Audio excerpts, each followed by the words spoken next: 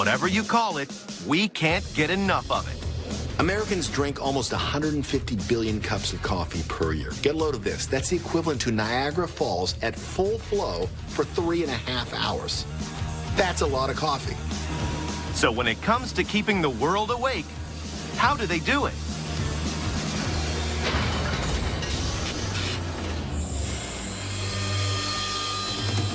Brazil, the biggest coffee-producing nation on Earth. Bean counters confirm that around 35% of our coffee comes from here. It starts life as these flowers. 9 months later, the buds have matured into grape-sized berries. Harvesting them by hand is tiring work. So some of Brazil's 220,000 coffee farms have splurged on one of these. This 16-foot-high harvester can do the job of 100 humans without breaking a sweat. As the machine straddles a line of trees, a vibrating set of ribs hidden inside shakes the coffee berries from the branches. The story goes that coffee was discovered 1,000 years ago by an Ethiopian shepherd who noticed his goats were energized after they ate the beans. You can imagine when he milked them, he got an instant latte. Every year, 35 million tons of freshly harvested fruit arrive at mills like this one. The berries are like Russian dolls. They need to remove several layers of useless stuff to get at the valuable beans inside. First, the skin and outer layers are taken care of by this pulping machine. It turns them into a gooey pulp called mucilage. Fermenting the pulp for 36 hours breaks down the mucilage, which is washed away, leaving the green beans surrounded by the pale seed skin called parchment. The next challenge is drying the beans. To do that, they're laid out in a 1-inch thick carpet under the blazing Brazilian sun.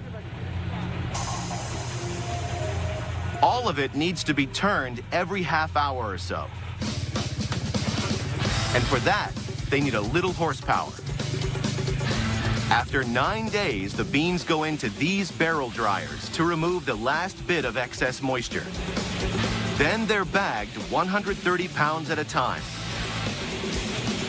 These sacks will end up as far away as Alaska and Azerbaijan.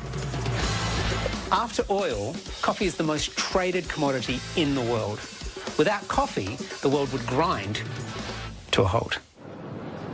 Our story now takes us to Trieste, Italy, and one of the world's biggest coffee producers. 30 different varieties of beans arrive here from over 4,000 different plantations. The challenge is to create one coffee that tastes the same, cup after cup. So a crack taster squad makes brews using samples from different sacks. Then, like a quality wine taster, it's sip and spit, sip and spit, sip and spit, until they discover the best tasting ingredients for the blend. The most cups of coffee anyone's ever drunk in a day is 82. Don't try to break the record, because if you do, it might kill you, most likely from a heart attack. The blend recipe is then put into the system, and correct quantities of beans are automatically sent out for roasting. Roasting is the science behind your coffee. Heating to 410 degrees Fahrenheit for around 12 minutes turns the starches in the bean into sugars and releases the aromatic caffeol that gives coffee its flavor. Roasting also starts to burn off the caffeine. The more it's roasted, the more caffeine is lost. You think it's going to be the dark roast that gives you the big caffeine hit. Actually, it's the opposite. The light roast packs the bigger punch. One bad bean could ruin your brew, so they're sent through this optical sorting machine. Fungi and bacteria like coffee as much as we do, and by bouncing light off the beans, the machine detects which ones the little microbes have been munching on. A series of hoppers then divides the beans into 7-pound coffee shop batches, which are poured into big shiny tins. The biggest challenge for coffee makers is keeping their coffee fresh. it can lose 40% of its aroma within just 8 hours of roasting.